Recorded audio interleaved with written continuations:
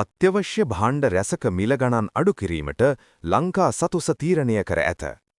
ඒ අනුව බාස්මති සහල් කිලෝවක මිල රුපියල් 625යි. සුදු නාඩු සහල් කිලෝවක මිල රුපියල් 218යි.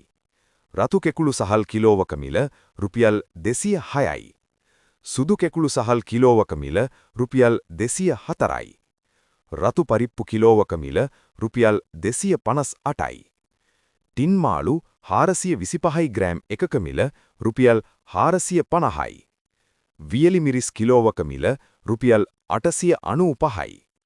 මුං ඇට කිලෝවක මිල රුපියල් 645යි. රටකජු කිලෝවක මිල රුපියල් 1150යි. රතු කවුපි කිලෝවක මිල රුපියල් 920යි. පාන් පිටි කිලෝවක මිල රුපියල් 153යි.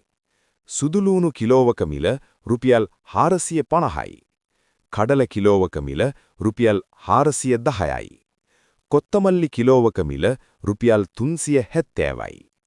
කඩල පරිප්පු කිලෝවක මිල රුපියල් 190යි. ආනයනික හාල් මැස්සන් කිලෝවක මිල රුපියල් 850යි.